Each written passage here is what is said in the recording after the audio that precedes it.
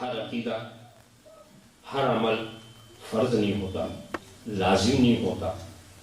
کچھ ایسے ہیں جو فرض ہیں، کچھ ایسے ہیں جو واجب ہیں، کچھ ایسے ہیں جو مستحب ہیں، کچھ ایسے ہیں جو مباح ہیں. درجات الگ الگ ضرور ہیں، مگر صالحین کسی راستے پر ہے تو اس راستے کو ہم باطل نہیں کہہ سکتے. وہ سیدھا ہی راستہ ہوگا، وہ سیدھا راستہ ہوگا. اسی لیے اب ہماری نظر کس پر ہونی چاہیے؟ ان پر جن پر اللہ نے انعام کیا. اور یہی قانون دیکھو قرآن کے اندر ہے. کیا ہے؟ آمنو کما آمن الناس، ایمان لاؤ جیسا لوگ ایمان لائے. لوگوں سے مراد کیا؟ صحابہ. ایمان لاؤ جیسا صحابہ ایمان لائے. یہ کس سے کہا جا رہا؟ یہ کھلے ہوئے کافروں سے نہیں کہا جا رہا، یہ ان سے کہا جاتا ہے جو یہ کہہ رہے تھے وَمِنَ النَّاسِ مَن يَقُولُ آمَنَّا بِاللَّهِ وَبِالْيَوْمِ الْآخِرِ وَمَا هُمْ بِمُؤْمِنِينَ. لوگوں میں سے کچھ ایسے ہیں جو کہتے ہیں ہم اللہ کو بھی مان گئے، قیامت کو بھی مان گئے، یہاں سے وہاں تک سب مان گئے، جتنی ماننے کی چیزیں ہے سب مان گئے. مگر قرآن کہتا ہے بکنے دو ان بکنے والے کو وَمَا هُمْ بِمُؤْمِنِينَ، یہ مومن نہیں ہے، یہ مومن نہیں ہے. اور یہ لوگ کون کہہ رہے تھے کہ ہم مومن ہیں؟ یہ وہ کہہ رہے تھے جو کلمہ پڑھتے، کلمہ پڑھ رہے. اور کلمہ کس کے سامنے پڑھا؟ حضور کے. مسلمان کس کے پاس ہوئے ہیں؟ حضور کے. نماز پڑھ رہے ہیں اور نماز کس کے پیچھے؟ رسول کے. مال غنیمت میں حصہ بھی لے رہے ہیں، سرکار کی صحبت میں بھی بیٹھ رہے ہیں، کلمہ شہادت کا اقرار بھی کر رہے ہیں، سب کچھ کر رہے ہیں. مگر قرآن یہ کہتا یہ ایمان والے نہیں. میں بات اس دور والوں کی کر رہا ہوں. میں کس دور والوں کی بات کر رہا ہوں؟ حضور کے زمانے میں خیر القرون کے اندر ایمان کا دعویٰ کرنے والا ایمان والا نہیں. دعویٰ تو بڑا زوردار تھا اور قرآن نے وہی سے جواب دیا وَمَا هُمْ بِمُؤْمِنِينَ، یہ ایمان والے نہیں ہیں. اب آپ پوچھیں آخر کیا بات ہے؟ تو ان سے کہا جاتا آمنو کما آمن الناس، یہ ایمان کا دعویٰ کرنے والوں ایسا ویسا نہیں ایمان چاہیے، ویسا چاہیے جیسا لوگ لائے. یہ جو صحابہ ہیں ان کی طرح ایمان لاؤ. اب آپ پوچھیں بھی صحابہ کیسا ایمان لائے؟ تو چلو دیکھا جائے، دونوں کو ملایا جائے کہ وہ کیا چیز ہے جو صحابہ میں ہے ان میں نہیں. اور قرآن وہی چاہتا کیوں؟ ظاہر میں جو چیزیں آپ دیکھو گے یہاں بھی ہے یہاں بھی. کیا مطلب؟ کلمے کا اقرار یہاں بھی ہے وہاں بھی ہے، کلمے کی شہادت یہاں بھی ہے وہاں بھی ہے، نماز پڑھنا یہاں بھی ہے وہاں بھی ہے، رسول کے پیچھے اقتداء کرنا یہاں بھی ہے وہاں بھی ہے، قرآن کو اللہ کی کتاب کہنا یہاں بھی ہے وہاں بھی، لمبے لمبے کرتے پہننا یہاں بھی ہے وہاں بھی، عربی زبان بولنا یہاں بھی ہے وہاں بھی. آخر وہ کون سی چیز ہے جو وہاں تو ہے یہاں نہیں ہے؟ ہے کوئی چیز. مگر ایک بات بتائے، جو چیزیں دیکھی جا سکتی ہیں وہ دونوں جگہ، اور جو چیزیں سنی جا سکتی ہیں وہ دونوں جگہ. ایک چیز ایسی ہے جو نہ دیکھی جاتی ہے نہ سنی جاتی ہے، وہی ہے جو یہاں ہے وہاں نہیں، وہی ہے جو یہاں ہے وہاں نہیں ہے. ان کے پاس نماز ہے، روزہ ہے، کلمہ ہے، اقتداء ہے، سرکار کے سامنے اقرار شہادت ہے، سب ہے، مگر عشق رسول نہیں ہے، رسول کی محبت نہیں ہے، رسول کی محبت نہیں ہے. یہ فرید ہے صلی اللہ علیہ وسلم صلاۃ و سلام علیک یا رسول اللہ. محبت نہیں ہے تو ہم آمنو کما آمن الناس، اے نمازیوں نماز پڑھو مگر ایسی نماز پڑھو. ایک کلمہ پڑھنے والے کلمہ پڑھو مگر ایسا کلمہ پڑھو جیسے کہ پہلے عشق ہو، پہلے محبت ہو. اب عشق و محبت سے اگر تمہارا دل مدینہ بنا ہوا ہے، محبت رسول کا مدینہ بنا ہوا ہے، اب تمہاری نماز نماز ہے، تمہارا کلمہ کلمہ ہے، تمہاری عبادتیں عبادت ہے. آمنو کما آمن الناس. دنیا سے تم اپنے کو چھپا چھپا سکتے ہو، خدا سے نہیں چھپا سکتے. دنیا سے تم اپنے کو چھپا سکتے ہو، مصطفیٰ سے نہیں چھپا سکتے. وما هم بمؤمنین، یہ ایمان والے نہیں ہیں. یہ قرآن کا فیصلہ ہے. اتنے کے باوجود لوگ اپنا ظاہری عمل ہی تو دکھاتے ہیں. ارے ہمارے اندر کیا کمی ہے؟ ہمارے اندر کیا کمی ہے؟ تو کہو کمی وہ ہے جو نہ دیکھی جاتی نہ سنی جاتی، وہ سمجھی جاتی ہے. وہ سمجھی جاتی ہے ادوار سے، طریقے سے، تحریر سے تو سمجھی جاتی ہے. تو ہمیں اب پھر کیا آمنو کا معامل نس. ایک بات بتائیے، کتنا اچھا نسخہ بتایا قرآن نے. آمنو کا معامل الناس. یہ قرآن نے کیوں نہیں کہا آمنو کما فی القرآن؟ ایمان لاؤ جیسا قرآن میں.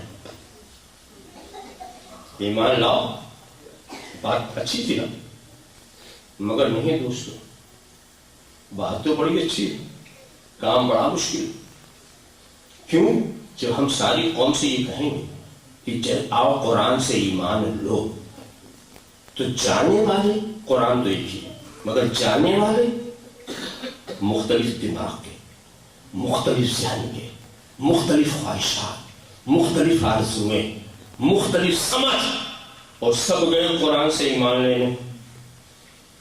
ڈائریکٹ قرآن سے ایمان لینے گئے.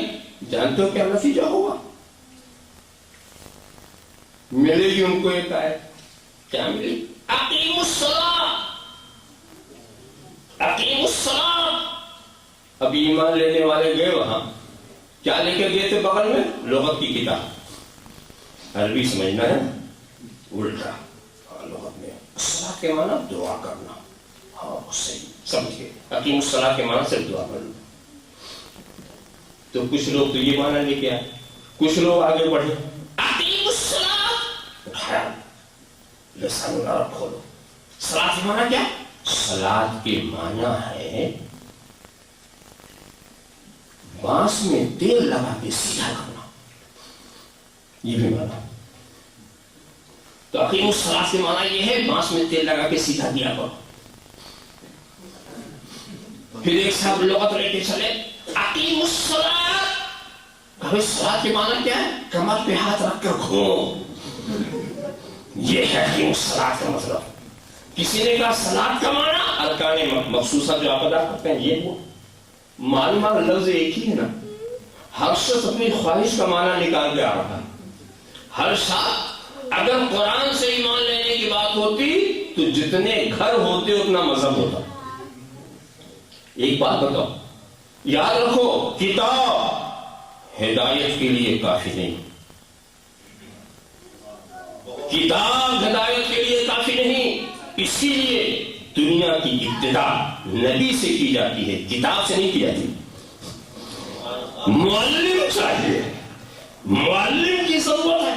ایک بات بتاؤ، اگر کتابوں ہی سے سب کچھ آپ سیکھ لیں تو یونیورسٹیوں کی کیا ضرورت، کالجوں کی کیا ضرورت، اسکولوں کی کیا ضرورت. لائبریری میں کتاب بھر دو، پڑھو، ڈاکٹر بن جاؤ، پڑھو انجینئر بن جاؤ، پڑھو پروفیسر ہو جاؤ، پڑھو سب کچھ ہو. پوری لائبریری پڑھ لو، ایک بھی ڈگری نہیں ملے گی. پوری لائبریری پڑھ لو، ایک بھی ڈگری نہیں ملے گی، کچھ نہیں ملے. کیوں؟ تو خود پڑھ کے آیا ہے، معلم نے نہیں پڑھایا. معلم کی بہرحال ضرورت ہے، معلم کی سکھانے والے کی بہرحال ضرورت ہے. اگر معلم کی ضرورت نہیں مانتے تو یہ اربوں خربوں روپیہ اسکولوں تو کیوں خرچ کیا جاتا؟ یہ سارا مال کیوں ضائع کیا جاتا؟ کتاب پڑھو، پروفیسر ہو جاؤ. کتاب پڑھو، ایسا نہیں. سکھانے والے کی ضرورت ہے، معلم کی ضرورت ہے. ارے آپ خیال کرو، پہلے قرآن آیا ہے، پہلے رسول آیا نا. اور قرآن بھی ایک ساتھ نہیں آیا، تھوڑا تھوڑا. سکھانے والا جیسا سکھاتا گیا وہ آتا گیا، سکھاتا گیا آتا گیا، ذہن میں بٹھاتا گیا آتا گیا. یہ ایک بار کیوں قرآن کیوں نہیں جب نازل کر دیا گیا؟ ارے کعبے کی چھت پہ لا کے حضرت جبریل قرآن رکھ دیتے، وہ کہہ دیتے لو. مگر یہ نہیں کیا. پہلے سکھانے والا ہے، وہ سکھاتا رہا. اور لطف کی بات بتا، اس نے سکھایا، قرآن کو تنہا نہیں چھوڑا. اس نے سکھایا اور 1,24,000 سکھانے والے بنائے. 1,24,000 سکھانے والے بنائے. اور ان 1 لاکھ نے نہ جانے کتنے لاکھ بنائے. نبی نے صحابہ تیار کیا, صحابہ نے تابعین, تابعین نے تبع تابعین, انہوں نے اور اولیاء صالحین کتنے اتنے سکھانے والے سکھاتے چلے آئے, تب تو 73 ہوئے.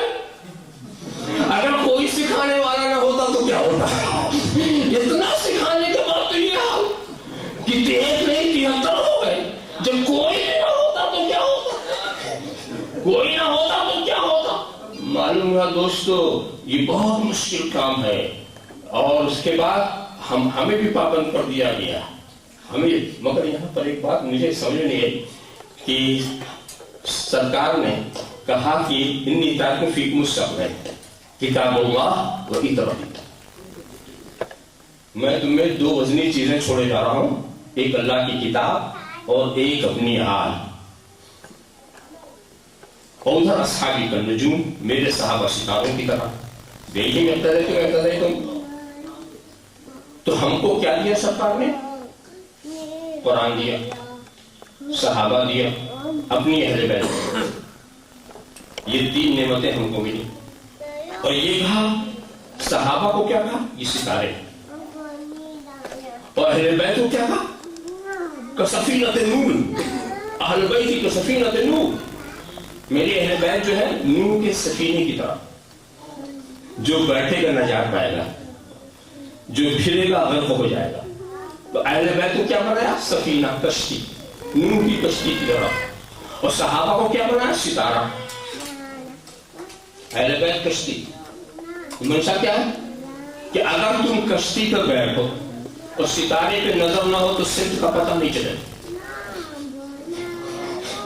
سمتوں کا پتہ نہیں چلے گا. کشتی جانا چاہیے کدھر چلی جائے گی کدھر. لہذا اہل بیت کی کشتی پہ بیٹھو مگر صحابہ سے بے نیاز نہ رہو. یہ ہدایت کے جو ستارے ہیں ان پر نظر رکھو. تو ستاروں کی ضرورت ہے نا کشتی میں بیٹھنے کے بعد بھی نا. اچھا اگر تم ساحل ہی میں بیٹھ کے ستارہ دیکھتے رہو تو کچھ ملے گا نہیں. صرف ساحل پہ بیٹھ کے اگر ستاروں کو دیکھتے رہو گے نہیں کہیں رہ جاؤ گے. کشتی پر بیٹھو تو کشتی بھی ضروری, ستارے بھی ضروری. نظر ستاروں پر, سفر کشتی کا ذریعہ, سفر کشتی کا ذریعہ. میں ایک بات اور سوچ رہا تھا دوسری, کہ سرکار ایسا بھی تو کر سکتے تھے کہ اہل بیت کو ستارہ کہہ دے اور صحابہ کو کشتی کہہ. بات وہی تھی نا, نتیجے میں کوئی فرق نہیں تھا. اہل بیت کو ستارہ کہہ دیتے مگر صحابہ کو کشتی کہہ دیتے. مگر سرکار نے نہیں کہا, اہل بیت کو ستارہ کہا اور اہل بیت کو کشتی کہا اور صحابہ کو ستارہ کہا. یہ کیا معاملہ ہے؟ تو یہاں پر میں ایک عجیب چیز دیکھ رہا ہوں. دیکھو ستارے آسمان پہ ہوتے ہیں, کشتی دریا میں. کشتی دریا میں تو سرکار نے صحابہ کو ستارہ کہہ کر کہ تمہاری وفائیں جو ہیں, تمہاری صفائیں, تمہاری وفاداری ہم پر ظاہر ہو چکی. تم نے اپنی وفا کا ریکارڈ قائم کر دیا. ہم ایک وفادار کا بار بار امتحان نہیں لیتے. تم امتحان میں کامیاب ہو چکے.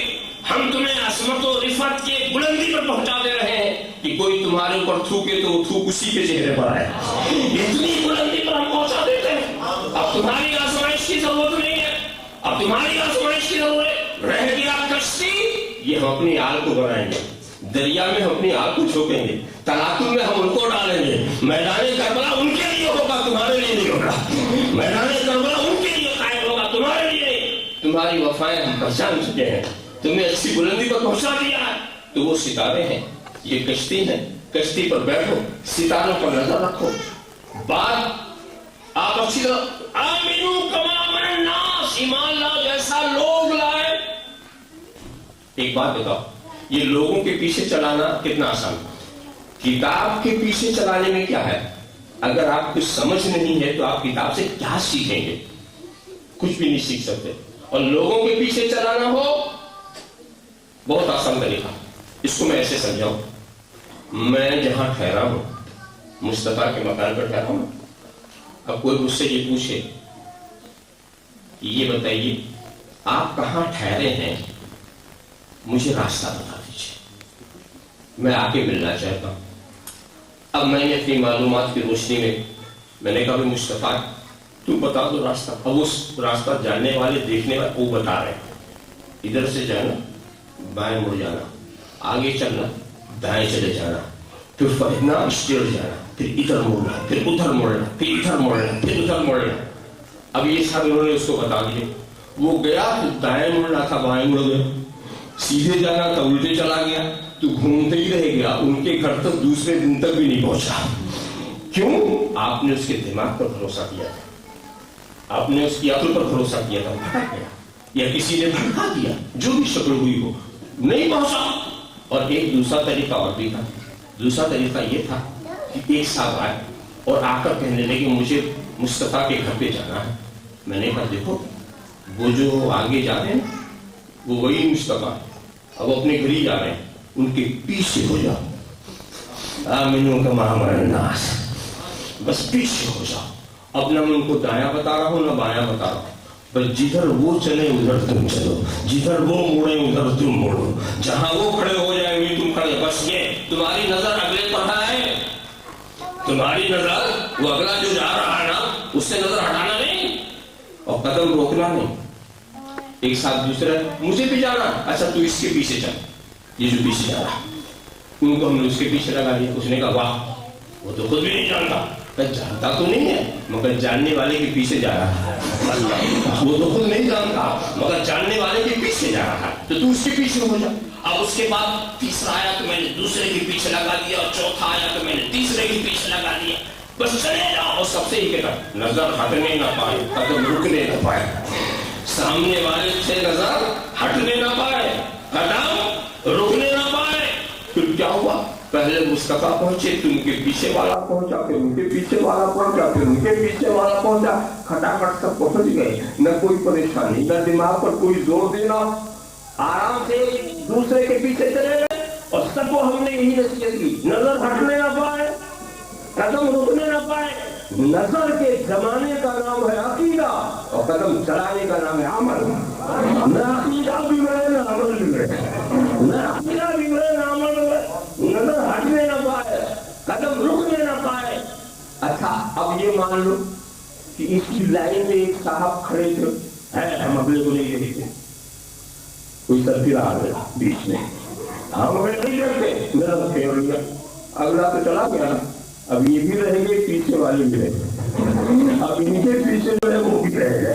اسی لیے وجہ کیا ہے کسی کے پیچھے چلو تو دیکھو اس کی نظر اگلے پر ہے ہی نہیں، اس کی نظر اگلے پر ہے کہ نہیں۔ اگر اگلے پر نہیں ہے تو نہ خود پہنچے گا تجھے پہنچائے گا۔ دیکھو اگلے پر اس کی نظر غوث جیلانی پر ہے کہ نہیں، اس کی نظر خواجہ اجمیری پر ہے کہ نہیں، اس کی نظر آقائے نقشبند پر ہے کہ نہیں، اس کی نظر مولانا بھربڑ پر ہے کہ نہیں، اس کی نظر شاہ عالم قطب عالم پر ہے کہ نہیں، اس کی نظر علی حجویری پر ہے کہ نہیں۔ اگر نہیں ہے تو نہ خود پہنچے گا نہ تمہیں پہنچا سکے گا۔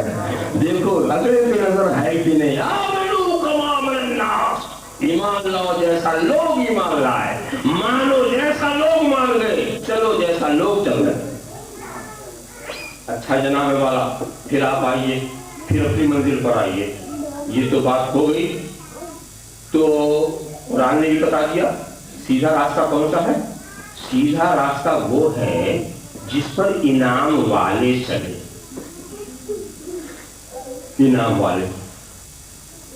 تو اب بتاؤ سیدھا راستہ تو بعد میں سمجھنا، اب تو پہلے انعام والوں کو سمجھو۔ ہوتا یہ نا، پہلے اگر ہم یہ کہیں کہ بھائی فلاں مقام پر جانے والا راستہ وہ ہے جس پر سلیم جا رہے، تو راستہ تو بعد میں دیکھیں گے، سلیم کو پہلے تلاشیں گے، یہ کدھر ہے، یہ کدھر جا رہے۔ تو سیدھے راستے پر چلنے سے پہلے انعام والوں کو تلاش کرو۔ انعام والے ہیں کون؟ اور ان کا جو بھی راستہ ہوگا وہ سیدھا ہوگا، ان کے راستے جو ہیں وہ سیدھے ہوں گے۔ تو میں چاہتا ہوں کہ جب آپ انعام والوں کی لسٹ بنائیں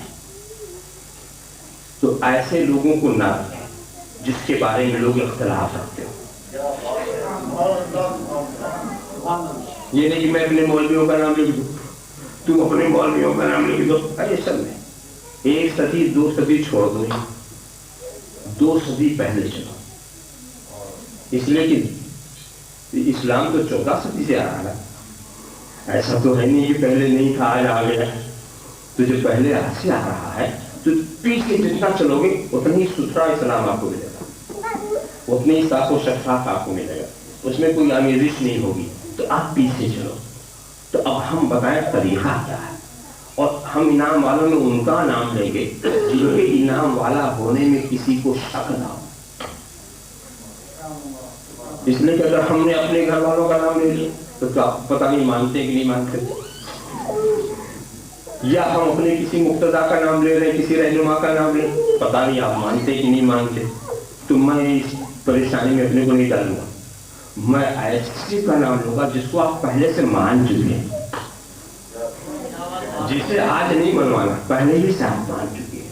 اب مجھے انصاف سے بتاؤ، میں صرف مثال دوں گا، طریقہ دوں گا، اور اس ڈھنگ سے آپ سب سمجھ سکیں گے اور تھوڑی ہی سے وقت میں بہت ساری باتیں ہو جائیں گی.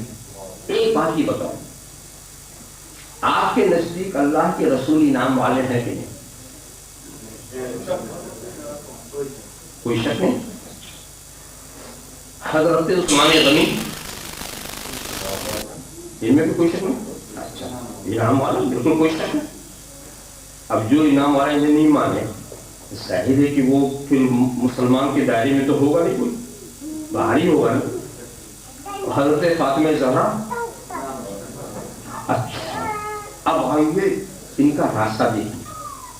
ایک بات اور ہم آپ کو بتا دیں کہ راشٹری عقیدے میں کچھ باتیں ایسی ہوتی ہیں، ہم کس کو اپنا راستہ کہتے ہیں. جیسے کہ نماز پڑھتے ہیں، تو غوث پاک نے بھی نماز پڑھی، خواجہ نے پڑھی، سارے کائنات میں. تو ہم یہ کہیں گے یہ نماز پڑھنا غوث کا راستہ، یہ روزہ رکھنا یہ غوث کا راستہ. کیوں؟ یہ تو اسلامی فرائض ہے. تو جو فرائض و واجبات ہیں وہ تو سب کے پاس ہوں گے، وہ چاہے انعام والا ہو چاہے نہ ہو. جو فرائض و واجبات جب ہم راستہ کہتے ہیں تو راستہ وہ اسے کہیں گے جو اس نے خود اپنا بنایا، وہ اس کا راستہ، وہ اس کا راستہ. اور جو قرآن و سنت نے فرض کر دیا وہ تو اس پر لازم نہیں، اس پر تو اسے چلنا ہی ہے، اس پر تو اسے چلنا ہی. مگر جو اس نے خود اپنے طور پر کیا ہے وہ اس کا راستہ. اب دیکھیے آگے بڑھیے. تو یہ تینوں انعام والے. اب میں تم کو بتاتا ہوں کہ اللہ کے رسول کی یہ عادت کریمہ تھی کہ حضرت فاطمہ جب آپ کے دولت قدی پر حاضر ہوتی آپ محبت سے کھڑے ہو جاتے. نعرہ تکبیر، نعرہ رسالت. حضرت فاطمہ زہرا کی یہ عادت تھی جب حضور آپ تشریف لاتے تو آپ فرد عظمت سے کھڑی ہو جاتے. اور حضرت عثمان غنی کا واقعہ سنو جب انہوں نے صدیق اکبر سے پوچھا کہ اللہ کے رسول تو ہماری گناہوں سے اوجھل ہو گئے، تو امر اسلام کی نجات کے بارے میں کیا آپ نے سمجھ لیا؟ تو صدیق اکبر نے کہا ہاں ہم نے سمجھ لیا. تم مسرت سے کھڑے ہو، مسرت سے کھڑے ہو گئے. تو دیکھو حضور نے جو قیام کیا وہ ہے قیام محبت. فاطمہ زہرا نے جو قیام کیا وہ قیام عظمت. اور عثمان غنی نے جو قیام کیا وہ قیام مسرت. اب اگر تم نے کسی معظم کی تعظیم میں قیام کیا تو یہ سنت ہے فاطمہ زہرا کی. اور اگر کسی محبوب کی محبت میں قیام کیا تو یہ سنت ہے رسول خدا کی. اور اگر کسی خوشی و مسرت میں قیام کیا تو یہ سنت ہے عثمان غنی. یہ راستہ ہے عثمان غنی کا. اب ذرا صاحب خیال کرتے مجھے نہیں معلوم کہ جب یہاں پر آپ قیام کرتے ہیں تو اس کی نیت کیا ہوگی. بعد میں کہتے نا آپ لوگ کھڑے ہو جائیے، تو اس کی نیت کیا ہوتی؟ اگر ذکر رسول کی تعظیم میں کھڑے ہوئے تو یہ سنت ہے فاطمہ زہرا، اگر محبت میں کھڑے ہو گئے سرکار کی تو یہ سنت ہے رسول خدا کی، اور اگر خوشی و مسرت میں کھڑے ہوئے تو خدا نے ہم کو توفیق دی کہ ہم یہاں آئے، اس مسرت میں آپ کھڑے ہو گئے تو یہ سنت ہے عثمان غنی کی۔ مطلب یہ ہے کہ ہمارے قیام کو دیکھنے سے پہلے نیت قیام سمجھو، نیت قیام میں الجھنے سے پہلے نیت قیام سمجھو۔ دیکھو آپ یہاں بیٹھے ہیں نا، یہ بیٹھنا جائز، اٹھ کے چلے جائے جانا بھی جائز، کوئی تو دیکھے گا کہ آپ نے بڑا ناجائز کام کیا، تو یہ آپ کا کھڑا ہو کے جانا یہ ہے جائز، بیٹھا رہنا جائز، مگر اگر آپ اس لیے کھڑے ہو کتاب پر قرآن کریم رکھا ہوا اسے اتار کر آپ تلاوت کریں تو اب یہ قیام عبادت ہو گیا، قرآن اٹھانے کے آپ کے لیے کھڑے ہوئے، اب یہ قیام کیا ہو گیا؟ عبادت ہو گیا۔ اور اگر آپ اس لیے کھڑے ہو خدا نخواستہ کتاب پر شراب کی بوتل رکھی ہوئی اتار کر ملوث ہونا ہے، اب یہی قیام حرام، اب یہی قیام حرام۔ قرآن کے لیے کھڑا ہوا تو قیام مستحب، شراب کے لیے کھڑا ہوا تو قیام حرام، تو قیام سے پہلے نیت قیام دیکھو، قیام سے پہلے نیت قیام دیکھو۔ قرآن کے لیے کھڑے ہوئے تو یہ قیام عبادت، تو صاحب قرآن کے لیے کھڑے ہوئے وہ قیام عبادت۔ ایک بات بتائیے، یہ تو یہی تو کہتے ہیں نا کہ تعظیم کے لیے کھڑے ہو، آپ کھڑے ہو گئے، اور جو بھاگتے ہیں اسی محفل سے وہ بھی تو کھڑے ہوتے ہیں کہ بھائی بغیر کھڑے کیسے چلے جائیں؟ جو کھڑے رہتے ہیں وہ بھی کھڑے ہوئے، جو بھاگتے ہیں وہ بھی کھڑے ہوتے ہیں۔ اب دونوں کے قیام کی نیت سمجھو، ایک تعظیم کی نیت سے کھڑا ہے، ایک تعظیم سے بھاگنے کے لیے کھڑا ہے، ایک تعظیم سے بھاگنے کے لیے کھڑا ہے، تو سمجھ لو کہ نیت قیام کو سمجھنے سے پہلے اگر تعظیم کے لیے کھڑا ہونا نہ جائے تو تعظیم سے بھاگنے کے لیے کھڑا ہونا کہاں سے جائے؟ اللہم صلی علی سیدنا مولانا محمد صلی اللہ علیہ وسلم، صلاۃ و سلام علیہ یا رسول اللہ۔ یہ سنت۔ اچھا جناب والا اور آگے چلیے، اسی لیے کہ وقت میں نے آج گھڑی لگوا لی، ہاں گھڑی لگا لی، کبھی دھوکہ نہ ہو تو وہ تو ہے میں دیکھ رہا ہوں۔ اب آپ آئیے سیدنا صدیق اکبر کی بارگاہ، صدیق اکبر کی بارگاہ میں آپ آئے، میں ان کا طریقہ بتاؤں، اور ان کا طریقہ حدیث کی کتابوں میں بھی مذکور ہے۔ ان کا طریقہ یہ تھا کہ جب بھی وہ اذان سنتے تھے، جب بھی سنتے تھے، اور جب مؤذن اشہد ان محمد رسول اللہ جب کہتا تھا، آپ اپنے انگوٹھوں کو بوسہ دے کر آنکھوں سے لگا لیں۔ یہ صدیق اکبر کا طریقہ تھا۔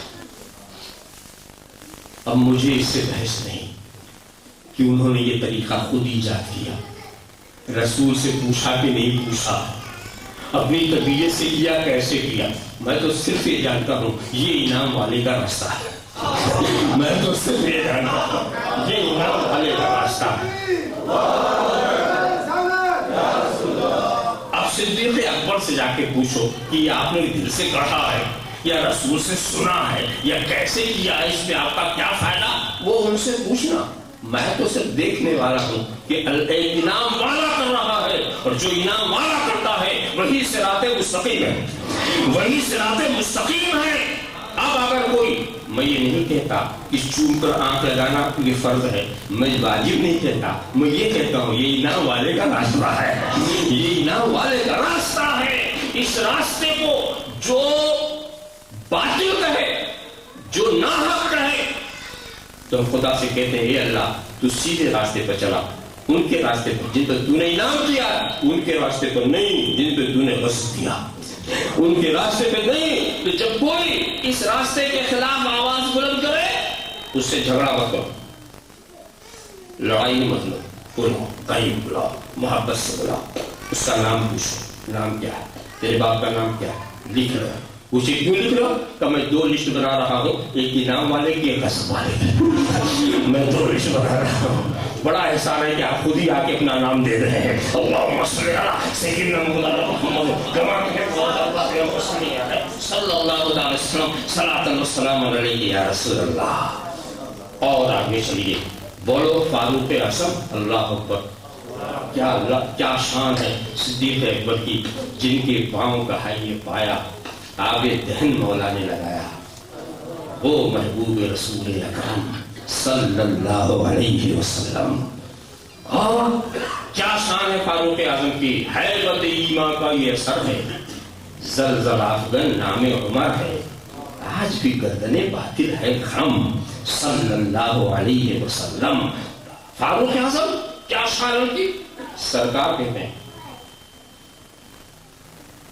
لو کان بعدی نبی لکان عمر، اگر میرے بعد کوئی نبی ہوتا تو عمر ہوتے.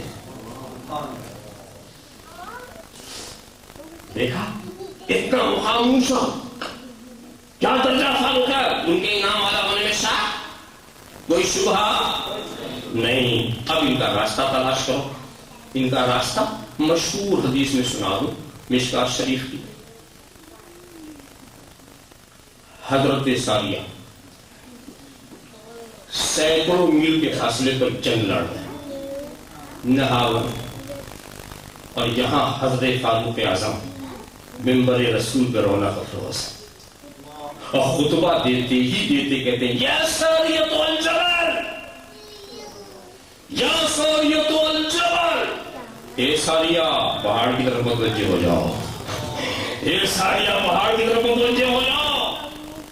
یہ آواز وہاں پہنچتی ہے. پہاڑ کی آڑ لے کر کفار ایک ضربے کاری لگانے کا پروگرام بنا رہے تھے. ان کا راز کھل جاتا ہے. حضرت ساریہ پلٹ کر حملہ کر کے ان کے پروگرام کو تہس نہس کر دیتے ہیں اور اسلامی لشکر کو کامیابی ملتی ہے. بات تو ختم ہو گئی، بات تو ختم ہو گئی نا. مگر ہم نے یہ دیکھا کہ جب اس وقت یہ پکار رہے تھے تو صحابہ کی محفل تھی اور کسی نے یہ نہیں کہا کہ اے عمر دور والے کو کیسے پکار لیا، لفظ یا سے کیسے پکار لیا، یہ سمجھ کے کیسے پکار لیا کہ وہ سن رہا ہے. کیا سمجھے؟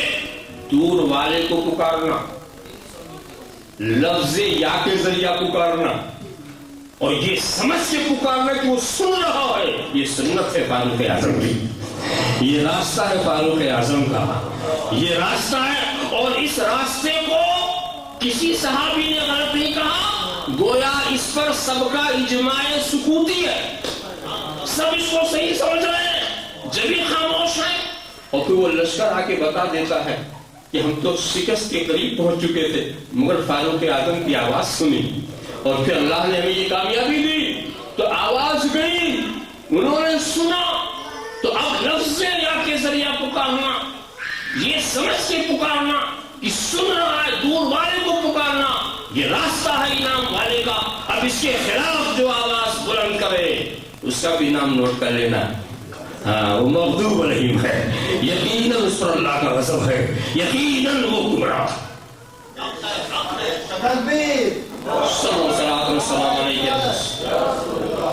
مگر آپ یہ کہہ سکیں گے کیا باتیں کرتے ہو، بڑی بڑی باتیں کرو. فاروق اعظم کی آواز پہلے لاؤ.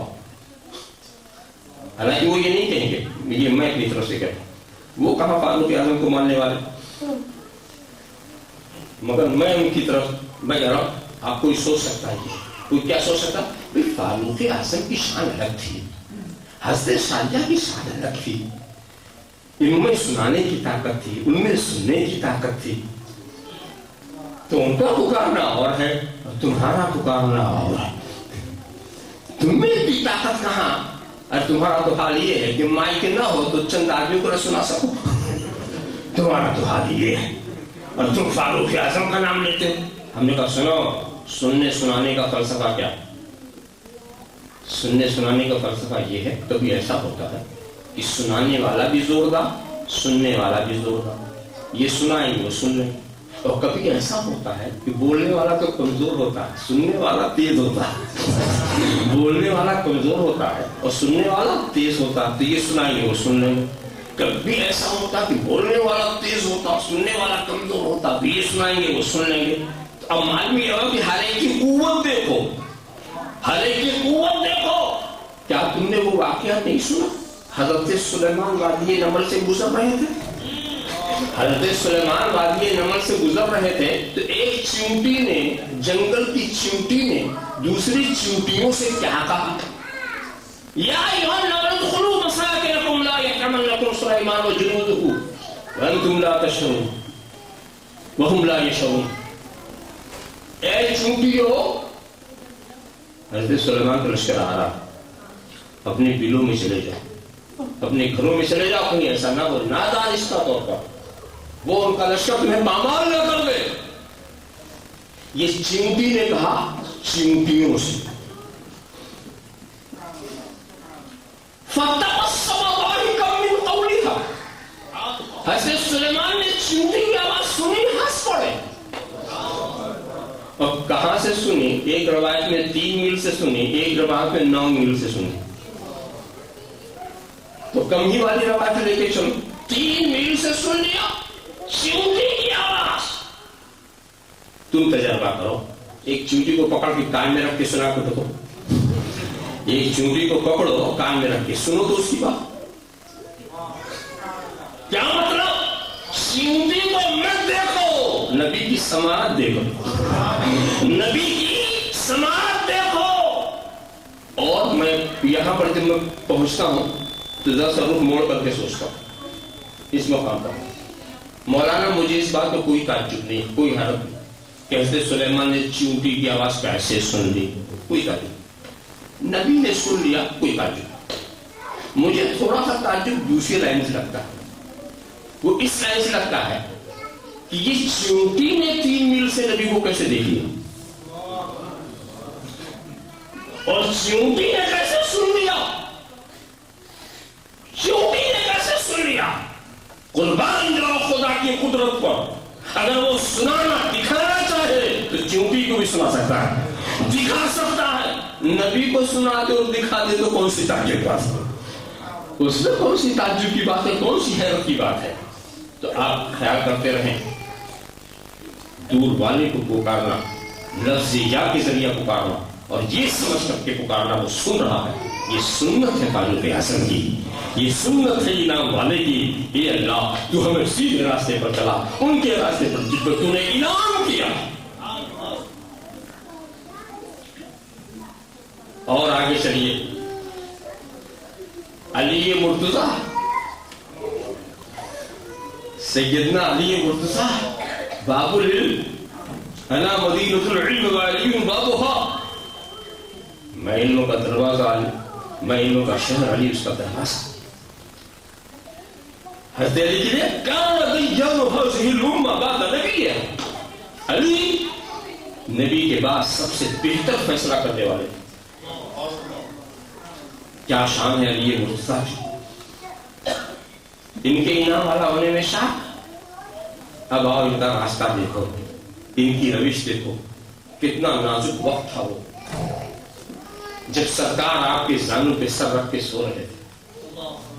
واقعہ نگاری مقصود نہیں، بار بار آپ سنتے ہیں، سو رہے تھے، عصر کا وقت، عصر کا، سورج ڈوبنے کی طرف جا رہا تھا، سبوں نے نماز پڑھ لی تھی، حضرت علی نے نہیں پڑھی تھی، انہوں نے نماز نہیں پڑھی تھی، نماز کے چھوٹنے کا خوف، مگر نبی کے سر کو ہٹا نہیں رہے، سمجھ چکے ہیں کہ نماز کی تو ہم قضا کر لیں گے، راحت مصطفیٰ کی قضا کیا ہوگی، محبت کی قضا نہیں ہوا کرتی، نماز کی جو بھی سوچ رہے ہیں، مگر نماز کے جانے کا غم بھی، غم کے نتیجے میں آنکھوں سے آنسو نکلتے، اور وہ آنسو بھی بڑے مقدر والے گرتے ہیں تو رخسار مصطفیٰ پہ گرتے ہیں، بڑے مقدر والے وہ مسجد ہے، سرکار کے چہرے مبارک پر سرکار کی آنکھ کھل جاتی، علی کیا حال ہے، علی کیا حال ہے، کہا سرکار نماز نہیں پڑھی میں نے۔ دیکھی کتنا سخت، عصر کی نماز صلاۃ وسطیٰ، بڑی تاکید اس کی، اتنی اہم نماز، اسلام کا قانون کہتا ہے علی نماز پڑھو، اور اتنا اہم وقت یہ ہے کہ دن بھر کے فرشتے اوپر جاتے ہیں، رات والے آتے ہیں، تو جو فرشتے جائیں گے وہ حضرت علی کی غفلت لے کے جائیں گے، اور جو آئیں گے پہلا کام غفلت لکھتے ہیں۔ کتنا نازک وقت ہے، جانے والا یہ لے کے جائے گا نماز چھوڑ دی، آنے والا پہلا یہ لکھے گا نماز نہیں پڑھے گی۔ ایسا ہوگا، مگر علی نے سر نہیں ہٹایا، علی نے سر نہیں ہٹایا۔ اب علی سے پوچھو کہ آپ کی غفلت لکھی جائے گی، کہا غفلت کے ساتھ وجہ غفلت بھی تو، ترک عبادت کے ساتھ وجہ ترک عبادت بھی تو لے کے جائیں گے، وجہ ترک عبادت بھی لے کے جائیں گے۔ معلوم ہوا علی اپنے عمل سے یہ ثابت کرنا چاہتے ہیں کہ مصطفیٰ کو تکلیف دینا یہ ایمان نہیں ہے، مصطفیٰ کی محبت ایمان ہے، محبت ایمان ہے۔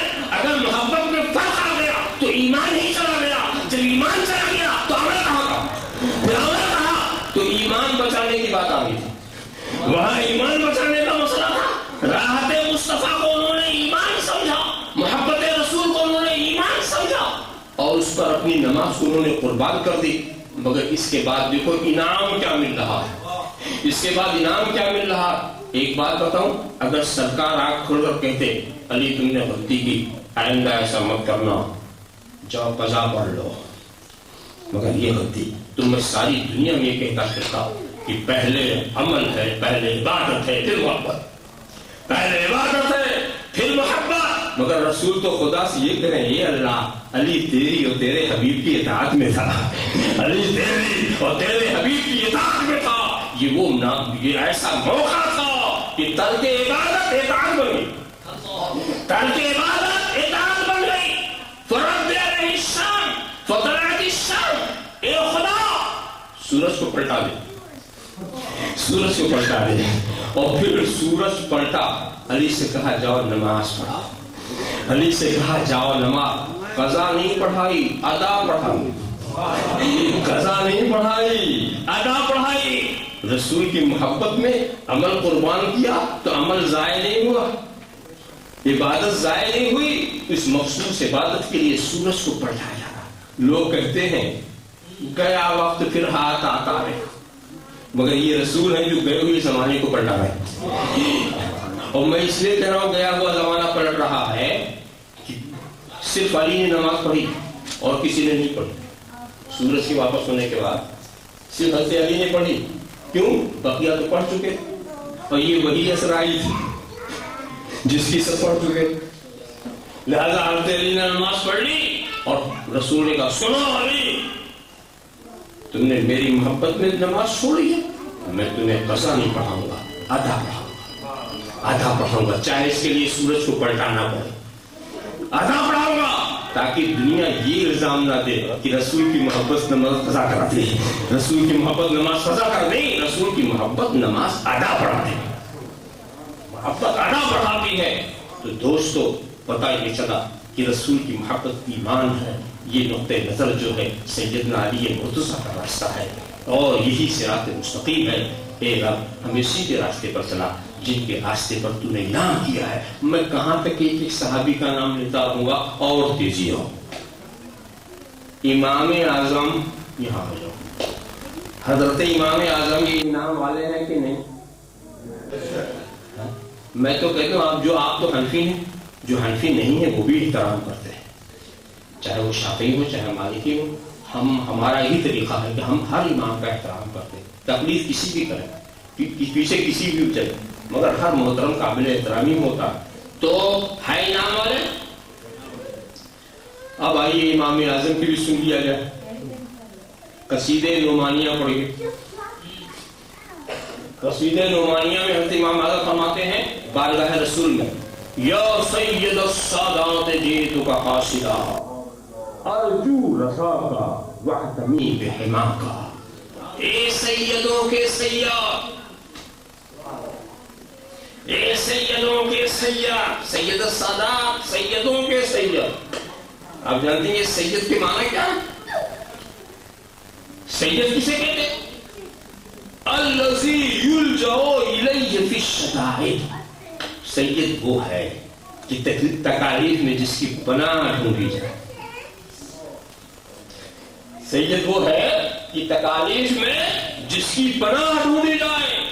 تو کیا مطلب؟ اے پناہ دینے والوں کے پناہ دینے والے، یا سید الصلاۃ، اے سیدوں کے سید، اے پناہ دینے والوں کے پناہ دینے والے. اب اس کا ترجمہ میں دونوں طریقے سے کرتا ہوں.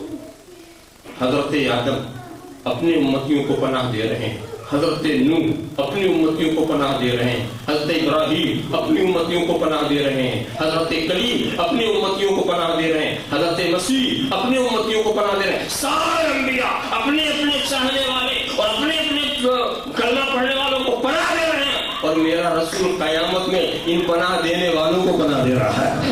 سب کو اپنے پرچم کے نیچے یہ پناہ دینے والوں کو پناہ دے رہا ہے. یا سید السلام، اے سیدوں کے سیاد، اے سیدوں کے سیاد. اور دوسرا ترجمہ میں یہ بھی کہہ سکتا ہوں کہ غوث جیلانی قادریوں کو پناہ دے رہے ہیں، خواجہ اجمیری چشتیوں کو پناہ دے رہے ہیں، آقائے نقشبند نقشبندیوں کو پناہ دے رہے ہیں، مولا سہروردیوں کو پناہ دے رہے ہیں. اور یہ میرا رسول گنبد خضرا والا ان پناہ دینے والوں کو پناہ دے رہا ہے، ان پناہ دینے والوں کو پناہ دے رہا ہے. یا سید السلام، اے سیدوں کے سید، جیتوں کا قاصدہ،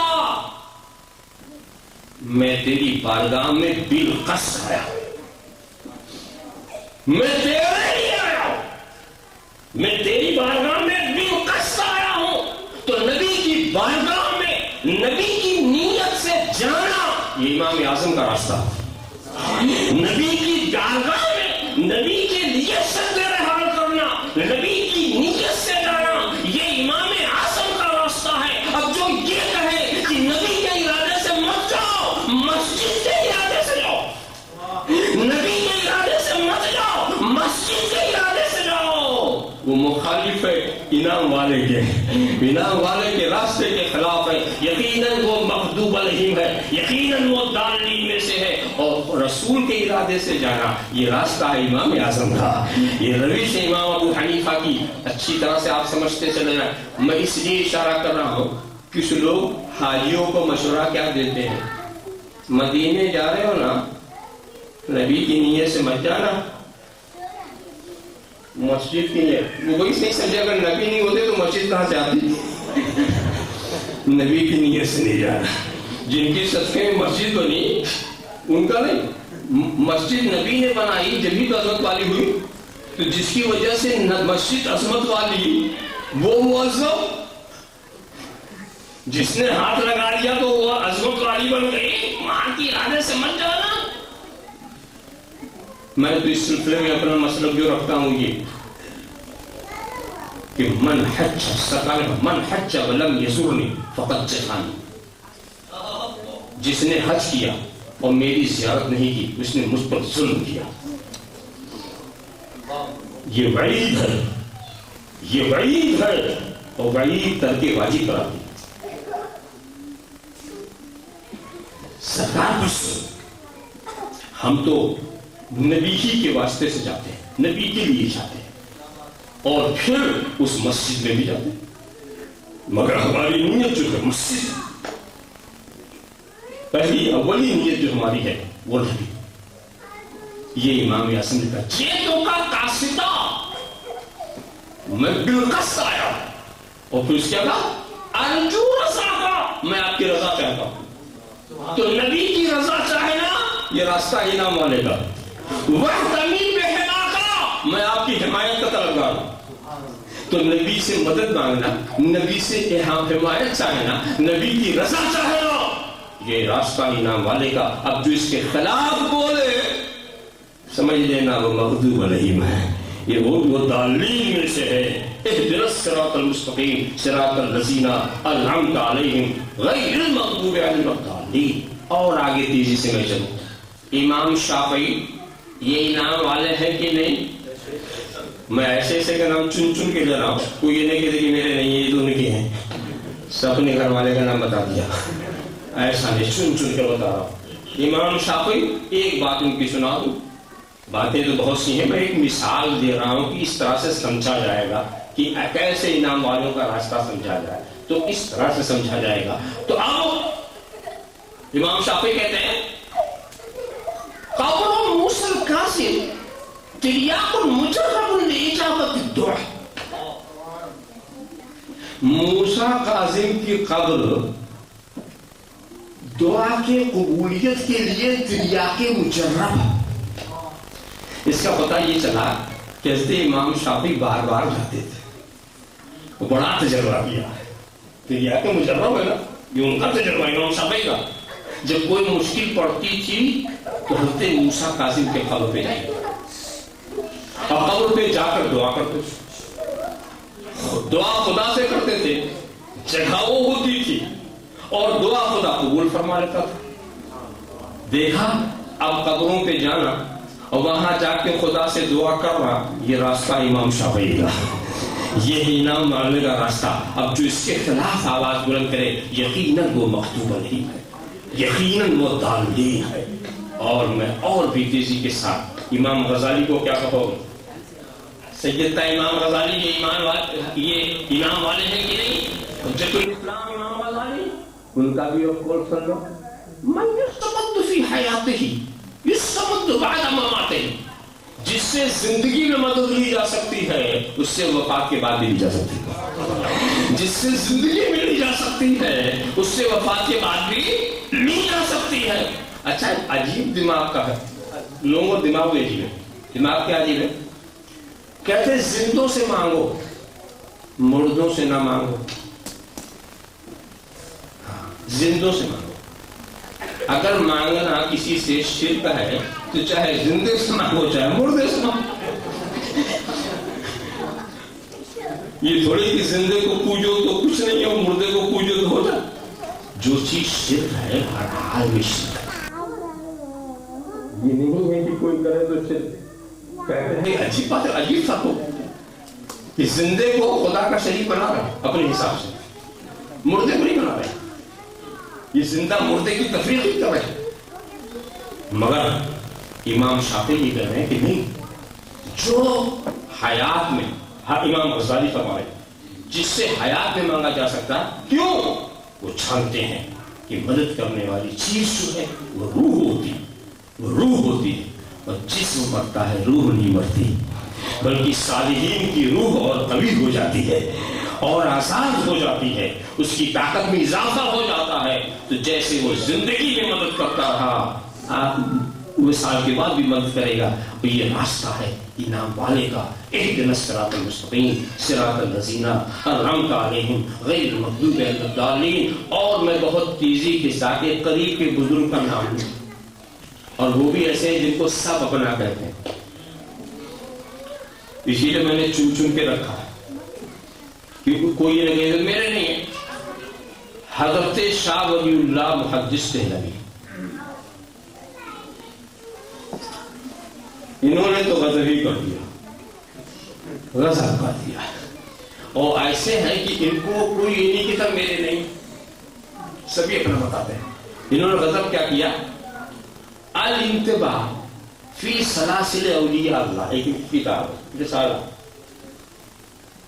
اس میں کہتے ہیں کہ میرا بھی یہی معمول ہے، میرے بزرگوں کا بھی یہی معمول ہے، تو اپنے بعد والوں کو ہدایت کر کے تم بھی ایسا کہا کرو، کیا کرو، وظیفہ پڑھو۔ کیا وظیفہ؟ ناد علی مظہر العجائب تجد عونا لک فی النوائب کل ہم و غم سینجلی بولایتک یا علی یا علی یا علی۔ علی کو پکارو، شاہ صاحب فرماتے کیا؟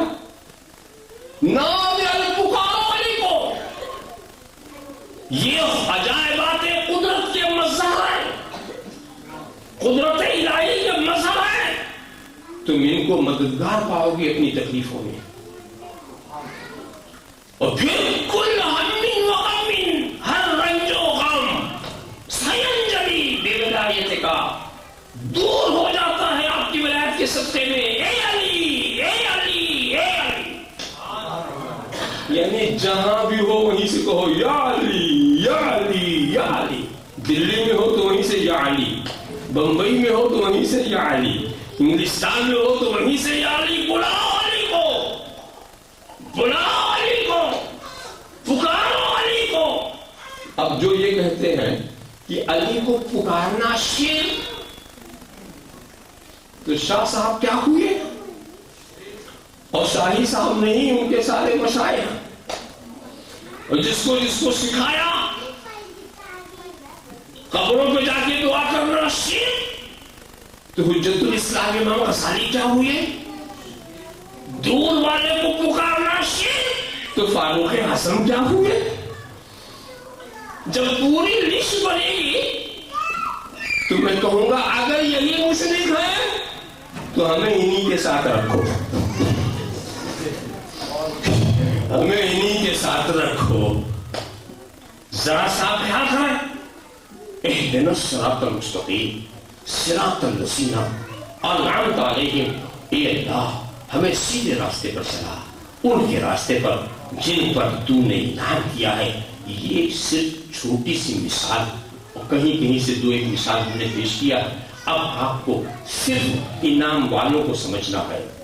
انعام والوں کو سمجھ لو اور پھر ان کا راستہ سمجھو. جو ان کا راستہ سمجھو, انعام والوں کے راستے کے خلاف کوئی بھی بولے سمجھ لو غضب والا ہے. اب آپ کو صرف اپنا سمجھنا, انعام والوں کو متعین کرو اور پھر ان کا راستہ سمجھو کہ ان کا راستہ کیا ہے. مجھے تو بہت تعجب کی بات ہے, انعام والے کون؟ من النبیین والصدیقین والشہداء والصالحین, یہ سب انعام والے. تو اب ہماری دعا کا حاصل کیا کہ اللہ ہمیں نبیوں کے راستے پر چلا, صدیقوں کے راستے پر چلا, صالحین کے راستے پر چلا, شہداء کے راستے پر چلا, بزرگان دین کے راستے پر چلا, اولیاء کرام کے راستے پر چلا. یہی تو ہم کہتے ہیں نا. 5 وقت نماز میں ہم خدا سے کیا کہتے ہیں؟ ہمیں بزرگوں کے راستے پہ چلا. اب بزرگوں میں کون آتے؟ اس کی تفصیل کیا بنتی ہے؟ یعنی ہمیں غوث جیلانی کے راستے پر چلا, ہمیں خواجہ اجمیری کے راستے چلا, ہمیں شاہ عالم قطب عالم کے راستے پر چلا, ہمیں صحابہ کے راستے پر چلا, ہمیں اہل بیت کے راستے پر چلا. یہی تو ہوا. خدا سے ہم کیا کہتے ہیں؟ اے خدا ہمیں بزرگوں کے راستے پر چلا. اور بندوں سے ہم کیا کہتے ہیں؟ بزرگوں کے پیچھے مت جاؤ, بزرگوں کو دیکھو, ادھر ادھر مت دیکھو. بڑے تعجب کی بات ہے, خدا سے تو یہ کہتا ہے کہ ہمیں بزرگوں کے راستے پہ چلو, اور باہر یہ کہتا ہے کہ غوث و خواجہ کو چھوڑو, بزرگوں کو چھوڑو, ان کے راستوں کو چھوڑو. تو ان سے پوچھنا کہ تجھے چھوڑنا ہے چھوڑ, یہ تیری مرضی کی بات, مگر خدا کی بارگاہ میں تو جھوٹ کیوں بولتا؟ جب تجھے ان کے پیچھے چلنا ہی نہیں ہے تو وہ دعا کیوں کرتا ہے کہ بزرگوں کے راستے پہ چلا, بزرگوں کے راستے پہ چلا؟ آخر یہ بزرگ کون ہے؟ یہ کون ہے جن کے راستے پر چلنے کی بات ہو رہی ہے؟ اہدنا الصراط المستقیم صراط الذین انعمت علیہم. اے اللہ ہمیں سیدھے راستے پر چلا, ان کے راستے پر جن پر تو نے انعام کیا ہے. اس کا صاف مطلب یہ ہوا کہ ہمیں غوث جیلانی کے راستے پر چلا, ہمیں خواجہ اجمیری کے راستے پر چلا. اور قرآن نے خود کہہ بھی دیا ہے کہ کونوا مع الصادقین, کونوا مع الصادقین, سچوں کے ساتھ ہو جاؤ. کتنا آسان راستہ, سچوں کے ساتھ ہو جاؤ. سچے یہی تو ہیں جن کو ہم بزرگان دین اولیاء کرام کے نام سے یاد کرتے ہیں, یہی تو سچے. ان کے ساتھ ہو جاؤ, کونوا مع الصادقین, سچوں کے ساتھ ہو جاؤ. یہاں ایک بات اور کہہ کے بات مختصر کر دیں. یہ نہیں کہا کہ سچ کے ساتھ ہو جاؤ, یہ نہیں کہا کہ سچ کے ساتھ ہو جاؤ, بلکہ کہا سچوں کے ساتھ ہو جاؤ. اس پہ جانتے کیا معاملہ کہ اگر ہم کہیں سچ کے ساتھ ہو جاؤ تو پتہ نہیں کون کس کو سچ سمجھے. ہر جھوٹا اپنے کو سچا سمجھتا ہے, سمجھا. اور کبھی کبھی ایسی چیز ہے کہ بات چیز سچی ہوتی ہے, بولنے والا جھوٹا ہوتا ہے. کیا مطلب کلمہ سچا ہے، بعض کلمہ پڑھنے والے جھوٹے، نماز سچی ہے، بعض نماز پڑھنے والے جھوٹے، روزہ سچا ہے، بعض روزہ رکھنے والے جھوٹے، حج سچا ہے مگر بعض حج کرنے والے جھوٹے۔ حاجیوں کا حال تو آپ نے سنی ہوگا، حج کرنے جاتے ہیں نا، ہاں جاتے ہیں، معلوم کہا رہا ہے حج کرنے جاتے ہیں، حج کرنے جاتے ہیں، جب وہاں جاتے ہیں حرم میں کم دکھتے ہیں، مارکیٹ میں زیادہ، ایسا لگتا ہے کہ پورا مارکیٹ ہی خرید کر کے آئیں گے، اور اس کے بعد پھر ایسا ایسا رنگ دکھاتے ہیں کہ جب ہمارے علاقے میں پہنچتے ہیں اور کسٹم ہال میں پہنچتے ہیں اور کسٹم آفیسر پوچھتا حاجی صاحب آپ کچھ لائے؟ نہیں میں کچھ نہیں لایا۔ یعنی حج کا پہلا تحفہ یہی ہے، آتے ہی جھوٹ۔ ارے بھی میں نہیں کہتا تم مت لاؤ تو ظاہر بھی کرو، لانا جائز کمائی سے کوئی چیز جائز طور سے لانا ہی کوئی بری بات تو نہیں ہے، مگر ظاہر کر دو تمہیں کیا لایا، مگر یہیں سے جھوٹ شروع۔ یعنی اتنا جھوٹ ہونے لگا اور ایسا ایسا کام کرنے لگے کہ وہاں کے کفار مذاق اڑانے لگے حاجیوں کا، اور کچھ لوگ تو لطیفے کرنے لگے، حاجیوں کے تعلق سے لطیفے کرنے لگے۔ ایک صاحب نے گڑھا ہوا لطیفہ سنایا کہ ایک اندھا جو ہے کشکول لیے بیٹھا تھا، اس پہ کچھ پیسے پڑے ہوئے تھے، وہ اندھا تھا، بھکاری تھا، کشکول لیے بیٹھا تھا، کچھ پیسے پڑے تھے، ایک صاحب نے اسے نکالنا شروع کیا تو وہ اندھا کہا ارے حاجی صاحب ایسا مت کیجیے، ارے حاجی صاحب ایسا مت کیجیے۔ وہ اتفاق سے حاجی تھے، ان کے بہت تعجب ہوا کہ اندھے کو کیسے پتہ چل گیا میں حاجی ہوں، تو وہ کہتے ہیں کہ اے اندھے تجھے یہ کیسے پتہ چلا کہ میں حاجی ہوں؟ کہ یہ کام دوسرا کون کرے گا؟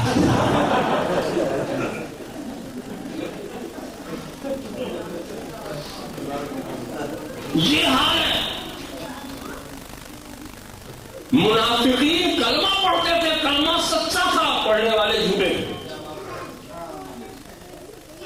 اسی لیے نہیں کہا کہ سچ کے ساتھ جاؤ، بلکہ یہ کہا سچوں کے ساتھ جاؤ، جو پہلے سے قرآن کے سمجھنے والے ہیں، جو پہلے سے سچے ان کے پیچھے چلو، ورنہ نہ جانے تم کس کو سچ سمجھ لو، نہ جانے تم کس کو جھوٹ سمجھ لو۔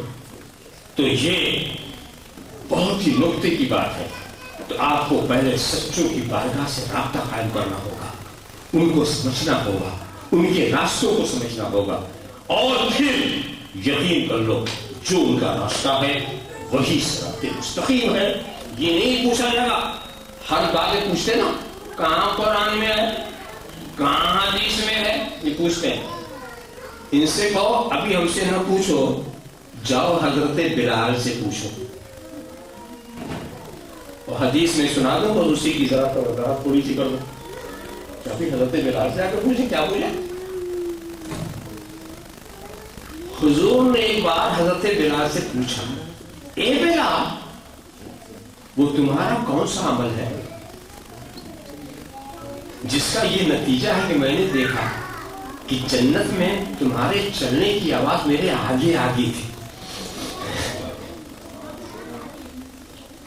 تو رسول کے سوال کا مطلب یہ ہوا کہ وہ چیز رسول نے نہیں بتائی تھی، ورنہ سرکار نہ پوچھتے، اور حضرت بلال بھی جاتے حضور آپ ہی نے تو بتایا تھا نا، وہ عمل بتایا تھا وہی میں کرتا ہوں۔ رسول کے پوچھنے کا مطلب یہ ہے کہ سرکار نے نہیں بتایا، سرکار جانتے ہیں، مگر حضرت بلال کی زبان سے ظاہر کرا اے بلال وہ تمہارا کون سا عمل ہے کہ میں نے دیکھا جنت میں آگ گیا، تو کہا حضور میرا طریقہ یہ ہے کہ مجھے پسند آیا کیا جب میں وضو کرتا ہوں تو تحیۃ الوضو 2 رکعت پڑھ لیا کرتا ہوں، وضو کی شکرانے کی نماز پڑھ لیتا ہوں، یہ میری عادت ہے، میری عادت ہے۔ تو سرکار نے کہا ہاں اسی وجہ سے تمہیں یہ موقع ملا، یہ درجہ تمہیں اسی وجہ سے ملا۔ میں آپ کی توجہ اس بات پر مبذول کرانا چاہتا ہوں کہ یہ جو راستہ نکالا حضرت بلال نے اپنی طبیعت سے نکالا نا، اپنی طبیعت سے نکالا، نہ رسول سے پوچھا نہ قرآن سے پوچھا. ان کے دل میں ایک بات اچھی لگی کہ وضو کر کے شکرانے میں ہم وضو کی نماز پڑھ رہے ہیں. حالانکہ رسول تو موجود تھے نا، رسول سے پوچھ سکتے تھے کہ یہ اللہ کے رسول میرے دل میں ایک بات آئی ہے، کیا میں یہ کروں؟ نہیں پوچھا. نہ قرآن میں دیکھا کہ قرآن میں کیا اس کے کرنے کی اجازت، تو نہ قرآن دیکھا اور رسول موجود ہے پھر بھی اسے نہیں پوچھا. اپنی طبیعت سے کیا، اچھا سمجھ کے کیا، اور پھر خدا نے اس پہ اجر بھی دیا. اپنی طبیعت سے کیا، اچھا سمجھ کے کیا، خدا نے اس پر اجر بھی دیا، بدلہ بھی دیا. دیکھا آپ نے؟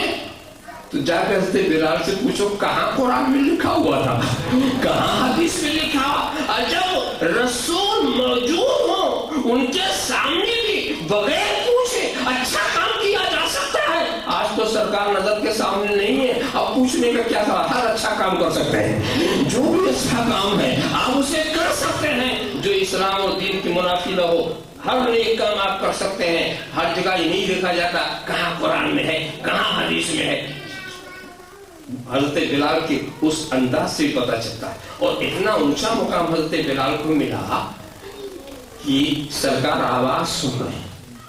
اچھا دیکھیے لطف کی بات یہ ہے کہ اس واقعے کو سن کر لوگ کہتے ہیں کہ اگر ہم اس واقعے کو مان لیتے ہیں تو حضرت بلال جنت میں کہاں تھے، ان کی آواز کہاں جنت میں کہاں تھی.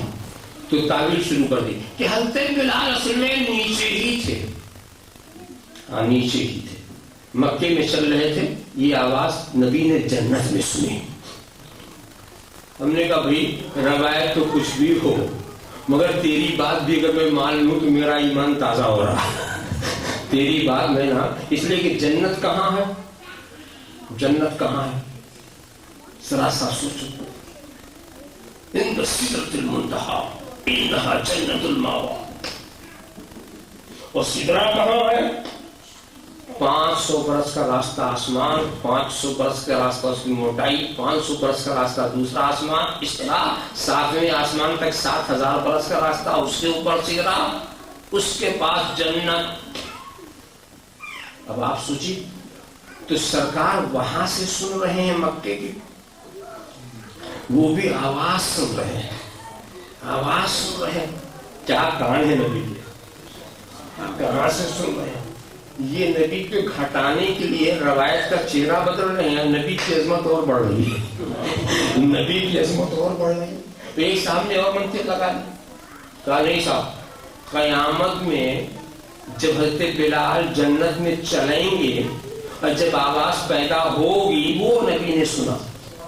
ہم نے کہا اور اچھی بات ہو گئی، اور اچھی بات ہو گئی. جب آواز پیدا ہی نہ ہو نبی سن لے، ہم تو یا نبی سلام علیہ کی آواز لگاتے ہیں، ہماری کیوں نہیں سنیں، ہماری کیوں نہیں سنیں. صلی اللہ علیہ نبی الامی والی صلی اللہ تعالی وسلم صلاۃ و سلام علیہ یا رسول اللہ. تو بس سیدھی سی بات یہ ہے، اہدنا الصراط المستقیم صراط الذین انعمت علیہم. اے اللہ ہمیں سیدھے راستے پر چلا، ان کے راستے پر جن پر تو نے انعام کیا ہے. تو ہماری ذمہ داری کیا ہے کہ ہم انعام والوں کو سمجھیں اور پھر ہم یہ دیکھیں کہ ہم خدا کی بارگاہ میں انہی انعام والوں کے راستے پر چلنے کی دعا کرتے ہیں. اور ان کا جو راستہ ہے وہی سیدھا راستہ ہے. اس راستے سے ہٹ کر کے کوئی کیسی بھی آواز بلند کرے یقیناً وہ مغضوب علیہم ہے، یقیناً وہ ضالین ہے. وآخر دعوانا ان الحمد للہ رب العالمین.